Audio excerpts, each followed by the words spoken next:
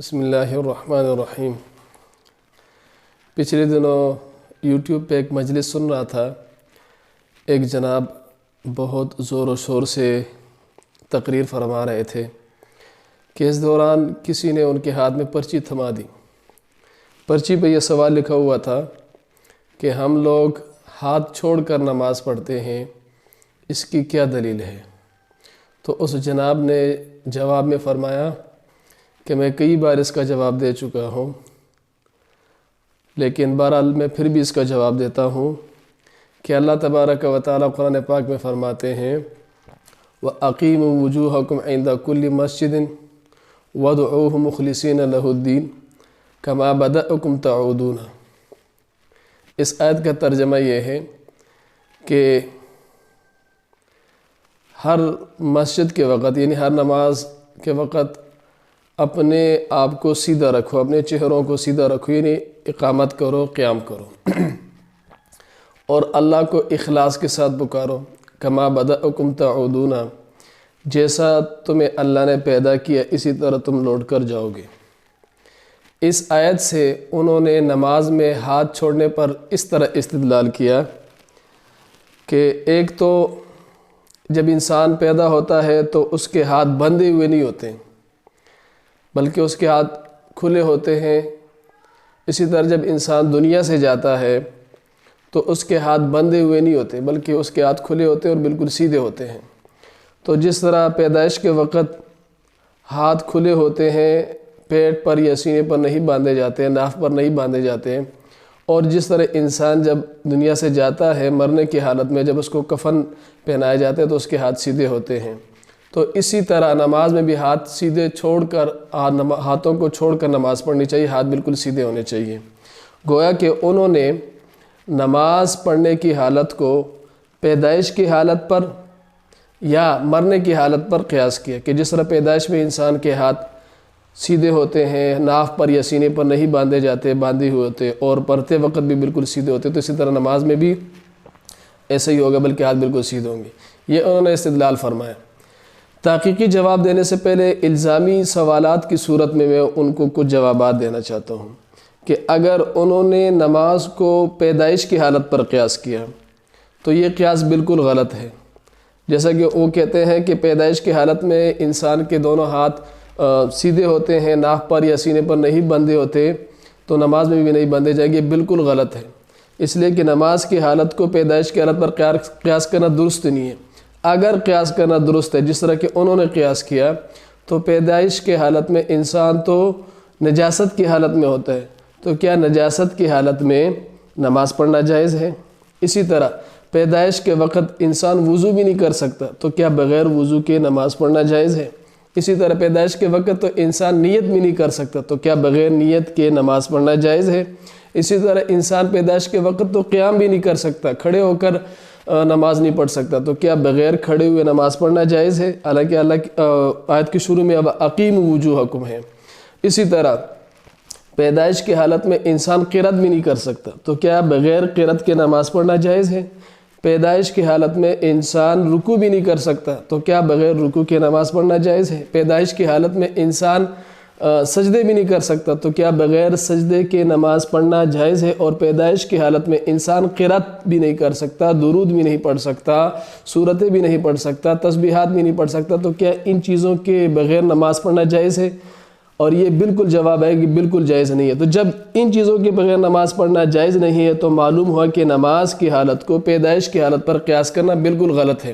اسی طرح نماز کی حالت کو مرتے وقت کی حالت پر بھی قیاس کرنا بالکل جہالت ہے۔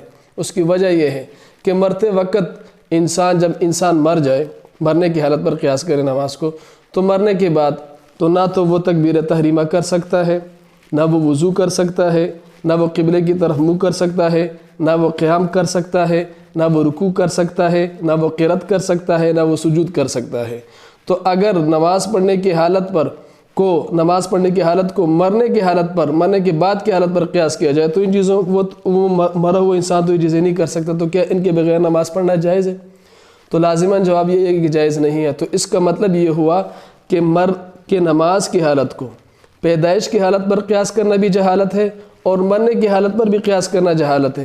اس کی وجہ یہ ہے کہ نماز اللہ کا ایک حکم ہے اور انسان نماز کا مکلف ہے، اور پیدائش کے وقت بھی انسان نماز کا مکلف نہیں ہوتا، اور مرتے وقت بھی جب انسان مر جائے مرنے کے بعد بھی انسان نماز کا مکلف نہیں ہوتا۔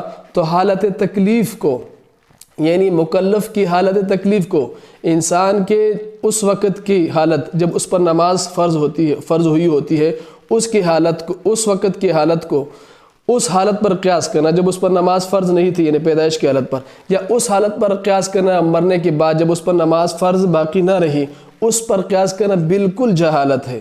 یہ قرآن نہ سمجھنا ہے، حدیث نہ سمجھنا ہے، اور قرآن کی تشریح نہ سمجھنا ہے۔